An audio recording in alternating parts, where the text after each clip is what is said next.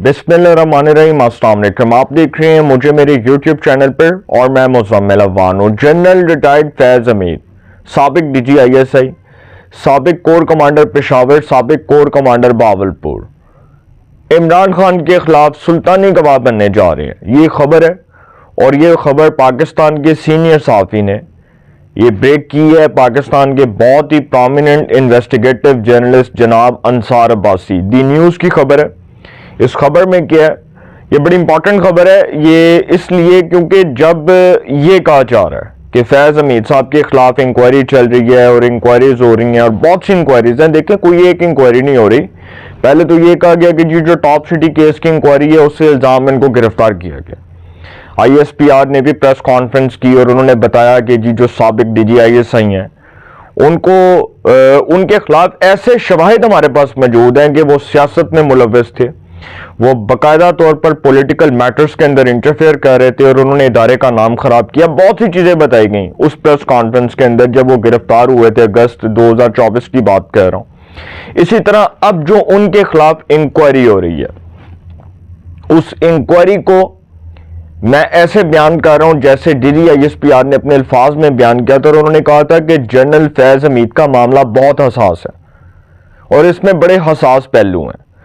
अब ये खबर पाकिस्तान के जो सीनियर इन्वेस्टिगेटिव जर्नलिस्ट जनाब अंसार अब्बासी हैं उन्होंने ये खबर ब्रेक की। आपको याद होगा कि जब जनरल रिटायर्ड फैज़ हमीद कबल इस वक्त रिटायर हुए थे, रिटायर होने का उन्होंने फैसला किया था, तो उस वक्त भी पाकिस्तान के जो सीनियर सहाफ़ी हैं जनाब अंसार अब्बासी उन्होंने खबर ब्रेक की थी कि वो रिटायर होने जा रहे हैं, कबल इस वक्त रिटायर होने जा रहे हैं। जब वो शहबाज शरीफ साहब वज़ीर आज़म बने, वो 16 महीने की हुकूमत थी जब इमरान खान के खिलाफ तहरीक में तमात कामयाब हुई, तो शहबाज शरीफ साहब के पास वो नाम गए। 29 नवंबर 2022 को जनरल कमर जावेद बाजवा अपनी 3 साला एक्सटेंशन पूरी करने के बाद रिटायर हुए। कौम के लिए वो यौम निजात का दिन था क्योंकि बाजवा डॉक्ट्राइन से कौम को निजात मिली। वही बाजवा डॉक्ट्राइन जिसने इमरानिया प्रोजेक्ट पाकिस्तान के ऊपर मुसल्लत किया था। तो सर जब वज़ीर आज़म के पास वो नाम गए ना, 3 या वो जो 5-6 नाम जो लिस्ट होती है जिसको chief of army staff appoint करना है, जो सीनियर 3 जनरल्स हैं उनमें से किसी एक को पिक करके उसको चीफ ऑफ आर्मी स्टाफ बनाना है, तो उसमें जनरल आसिम मुनीर का नाम प्रायोरिटी पर था। तो जनरल आसिम मुनीर जो है वो प्रायोरिटी बेस पर, वो प्रिंसिपल के तहत, असूल के तहत उनको चीफ ऑफ आर्मी स्टाफ बनाया गया। तो जनरल फैज़ को पता चल गया था कि ये मामलात बड़े ख़राब हैं और नून लीग की हुकूमत और कुछ भी हो सकता है। तो फैज़ हमीद साहब को इस बात का इदराक नहीं था कि जब general Asim Munir chief of army staff बनेंगे तो उस वक्त ऐसा कुछ होगा कि जी बहुत बड़ा कोई वाक़या हो जाएगा या बहुत बड़ा कोई ऐसा अनप्रेसिडेंटली कोई ऐसा वाक़या रौनमा हो जाएगा कि जी पाकिस्तान की जमहूरियत जो है उसके वाले से जी को बहुत बड़ा फैसला हो जाएगा। उनका था कि जी मैं अभी भी रिटायर हूँ, हाँ मेरा अभी भी तूती बोलता है, तो मैं जनरल आसिम के खिलाफ क्या करूँगा, मैं इसके खिलाफ फौजी बगावत करवा दूंगा। यही था ना कि 9 मई करवाने का मकसद ये था कि जनरल आसिम के खिलाफ फौजी बगावत करवानी थी।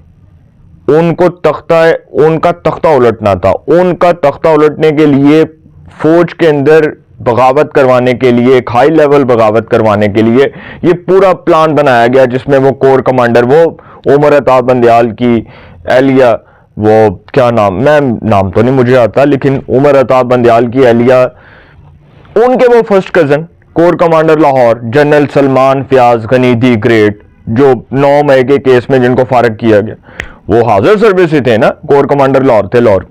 तो सर इसी तरह जनरल फैज़ ने जो करना था वो बड़ा ही पाकिस्तान के लिए डैमेजिंग होना था।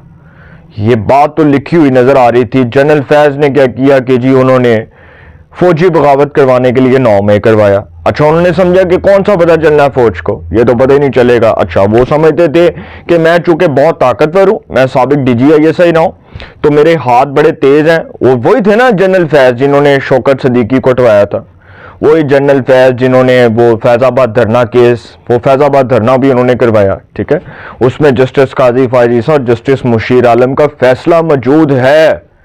2019 کا فیصلہ موجود ہے, سپریم کورٹ کی ویب سائٹ کے اوپر وہ لکھا ہوا ہے کہ وہ فیض آباد دھرنا کیس میں وہ لوگ, وہ کرتا دھرتا وہ کردار جنہوں نے فوج پاکستان کا نام بدنام کروایا, جنہوں نے پاکستان کی فوج کو پولیٹیکل کیا, اس میں نام تھا جنرل فیض حمید صاحب کا. اس وقت وہ ڈی جی سی ہوا کرتے تھے جب وہ فیض آباد دھرنا ہوا تھا نا 2017 میں, جس پہ پیر افضل قادری کے اور علامہ خادم حسین رضوی کے دستخط موجود ہیں. ریاست کے ساتھ بیٹھ کر جب وہ مذاکرات ہوئے, آپ کو یاد ہوگا اس وقت وہ نون لیگ کی قومت تھی, 2018, 2019, 2020, 2021 میں بھی ہوا تھا, ٹھیک ہے, 2019 میں بھی ہوا تھا. تو سر وہ سارا کچھ فیض حمید صاحب کے کرتا دھرتا تھے. وہ جو فیض حمید صاحب کیا کرتے تھے نا پولیٹیکل, پورا وہ بنایا کرتے تھے, گراف بنایا کرتے تھے کہ آج یہ کرنا ہے, آج یہ کرنا ہے, آج یہ کرنا ہے, آج یہ کرنا ہے, کل اس کو سزا دینی ہے, نواز شریف کو جیل میں ڈالنا ہے, خاقان عباسی کو, مفتاح کو, اس کے بعد خواجہ آصف کو, احسن اقبال کو, مریم کو کیسے ہینڈل کرنا ہے, مریم کے خلاف کون کون سے کیسز بنانے ہیں, شہباز شریف کے خلاف کون سا ریفرنس بنانا ہے, حمزہ کو کس الزام میں ڈالنا ہے. تو یہ ساری چیزیں جو ہیں وہ تو آپریٹ کرتے تھے, وہ ساری چیزوں کے وہ ماسٹر مائنڈ تھے. ظاہری بات ہے پولیٹیکل میٹرز کے اندر تو ان کا بڑا ہاتھ تھا. تو سر فیض حمید صاحب نے بچنا کوئی نہیں. اور وہ جو خبر ہے انصار عباسی صاحب کی, اس کی طرف میں آنے جا رہا ہوں. اور وہ خبر ہے کہ جی سابق D G I S I کے وکیل, اچھا ان کے وکیل کون ہیں, میاں علی اشفاق, جو عمران ریاض سینئر صحافی ان کے وکیل ہیں. آج کل ویسے عمران ریاض صاحب بھی عمران خان کے ڈائی ہارڈ ورکر بنے ہوئے ہیں. تو سابق D G I S I کے وکیل میاں علی اشفاق, جنہوں نے عمران ریاض کا کیس بھی لڑا تھا, میاں علی اشفاق نے توقع ظاہر کی ہے کہ لیفٹیننٹ جنرل ریٹائرڈ فیض حمید کا فوجی ٹرائل آئندہ چند ہفتوں میں مکمل ہو جائے گا. اللہ جی, وکیل کو بھی پتا چل گیا کہ جی فیض حمید جا رہے ہیں, فیض حمید نے کوئی نہیں بچنا, ٹھیک ہے. اب فیض حمید صاحب کے حوالے سے دی نیوز سے بات کرتے ہوئے, دی نیوز کے جو سینئر صحافی ہیں انصار عباسی, ان کی یہ خبر ہے, ان سے بات کرتے, دی نیوز سے بات کرتے ہوئے بیرسٹر میاں علی اشفاق کا کہنا تھا کہ وہ اس کیس میں اپنے دو ساتھیوں کے ہمراہ جنرل فیض کی وکالت کر رہے ہیں. جب ان سے پوچھا گیا کہ جنرل فیض عمران خان کے خلاف سلطانی گواہ بننے جا رہے ہیں, تو میاں علی اشفاق کا کہنا تھا کہ میں ایسی کسی بات کی تصدیق نہیں کر سکتا. اچھا وکیل نے کیوں بتانا ہے بھائی, آن دا ریکارڈ وہ تو وکیل آ کر نہیں بتائے گا نا کہ وہ ایک سابق جرنیل جو ہے, جو سابق D G I S I, اتنی ہائی لیول پوسٹ کے اوپر بیٹھا ہوا شخص جو ریٹائر ہو گیا, وہ جا رہا ہے جی عمران خان کے خلاف سلطانی گواہ بننے. او بھائی اس نے ابھی تو نہیں بننا نا, سب کے سامنے تھوڑی بننا ہے. جب اس نے بننا ہوگا وہ پیچھے سارا کچھ ہو جائے گا, کیونکہ مقدمے کی کارروائی آفیشل سیکرٹ ایکٹ کے دائرے میں آتی ہے. وکیل صاحب کہہ رہے ہیں جب ان سے جنرل فیض کے ملٹری ٹرائل کے آغاز کے بارے میں پوچھا گیا تو انہوں نے اس سے انکار نہیں کیا. وکیل صاحب نے انکار نہیں کیا. انہوں نے کہا کہ میں نے مختلف میڈیا رپورٹس دیکھی ہیں جن سے اندازہ ہوتا ہے کہ ٹرائل شروع ہو گیا. میں ایسی خبروں کی تردید کی پوزیشن میں نہیں. انہوں نے خود کہا کہ جی میں تردید کرنے کی پوزیشن میں نہیں ہوں. تاہم انہوں نے تصدیق کی کہ وہ اپنے دو ساتھیوں کے ہمراہ اس کیس میں جنرل فیض کی نمائندگی کر رہے ہیں. جب ان سے پوچھا گیا کہ ان کی نظر میں ٹرائل کب ختم ہوگا تو ان کا کہنا تھا کہ شاید ٹرائل چند ہفتوں میں ختم ہو جائے گا. جنرل فیض کی جانب سے تحریک انصاف کی رہنمائی کرنے کے الزام کی سختی سے تردید کرنے کے حوالے سے دی نیوز کی خبر کے حوالے سے میاں علی اشفاق کا کہنا تھا کہ تمام حقائق اور کہی گئی باتیں بہت ہی واضح ہیں.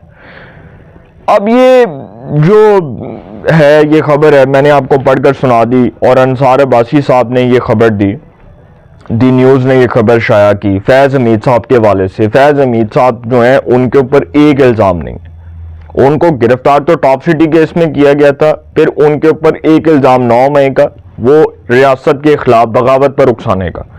اب فیض حمید صاحب سلطانی گواہ بنیں گے عمران خان کے خلاف, یہ میں بھی جانتا ہوں, یہ آپ بھی جانتے ہیں, یہ پوری قوم جانتی. اور سر وہ اس لیے بنیں گے کیونکہ جب انسان کو اپنی جان کے لالے پڑے ہو نا تو انسان کسی بھی حد تک جا سکتا ہے. ہو سکتا ہے فیض حمید کو یہ کہا جائے کہ جی آپ کی وہ کیپٹل جو سینٹنس سزا ہے اس کو ہم عمر قید میں تبدیل کر دیں. اچھا جی وہ اتنے سال دے دی جائے, یا وہ اتنے سال دے کر وہ کہا جائے کہ جی چلو جی آپ کو کوئی لیوریج دے دیا جائے. تو فیض حمید صاحب نے سچ تو بولنا اینڈ پہ, اور ان کو پتہ ہے کہ جو میں نے کیا ہے, جو میں کرتا رہا ہوں, جو میں نے کرتوت دکھائے ہیں اس قوم کے لیے, جو میں نے گل کھلائے ہیں اس پر تو میری معافی کوئی نہیں. تو سر پتہ تو عمران خان صاحب کو بھی ہے کہ فیض گیا تو عمران گیا, عمران گیا تو فیض گیا, دونوں کو پتہ ہے. تو فیض حمید صاحب نے بچنا کوئی نہیں ہے سر, کیونکہ یہ تو نظر آ رہا ہے نوشتہ دیوار ہے کہ سزا ان کو ہونی ہے. ان کا ٹرائل مکمل ہو چکا ہے, ٹھیک ہے, 9 مئی کے کیسز کے حوالے سے بھی ان کو سزا ہونی ہے. پھر جو بہت بڑی انکوائری کھلے گی وہ انکوائری یہ کھلے گی کہ الیکشنز 2024 جو کے پی کے اندر یہ جو دھاندلی, بے ضابطگیاں, سرکاری ٹیچر, سرکاری عملہ انوالو تھا, وہ جو عمر ایوب جیسے سیاستدان 2-2 لاکھ ووٹ لے کر بیٹھے ہوئے ہیں, کسی ٹائم پر یہ بھی کہانی کھولے گی, یہ بھی پٹاری کھولے گی کہ اس پہ بھی فیض حمید کا ہوتا. وہ جو آج رو رہے ہیں نا, جنہوں نے رنڈی رونا شروع کیا کہ فارم 47 کی حکومت ہے, دھاندلی زدہ حکومت ہے, چوروں کی حکومت ہے, مینڈیٹ چوری کیا گیا, تحریک انصاف کا مینڈیٹ چوری کر کے حکومت دی گئی, نواز شریف اور زرداری جو ہیں انہوں نے مل کر حکومت بنائی, ہمارا جو مینڈیٹ تھا اس کو چوری کر کے چوروں کو حکومت دلوائی گئی. تو سر کسی ٹائم پر یہ بھی پٹاری کھل جانی ہے, اور جس دن کھل گئی اس دن حقیقت آپ کے سامنے. تو سر اگر اس غریب کی بات غلط ثابت ہو گئی تو سر جو سزا آپ کی وہ مجھے قبول, جو آپ سزا دیں گے وہ مجھے قبول. میں تو آج آپ کو کلیئر کٹ کہہ رہا ہوں کہ اگر ایسا نہ ہوا تو سر جو چور کی سزا وہ اس فقیر کی سزا. الیکشنز کا آڈٹ ہوا تو سب سے زیادہ انتخابی بے ضابطگیاں تحریک انصاف کے صوبے میں نکلیں گی کے پی کے اندر. اور سر اگر ایسا نہ ہوا تو جو چور کی سزا وہ اس فقیر کی سزا. اپنی رائے کا کمنٹس میں ضرور اظہار کیجئے گا. انشاءاللہ ایک نئے سیگمنٹ کے ساتھ پہ ملاقات ہوگی. اپنا بہت خیال رکھیے گا. اللہ نے کے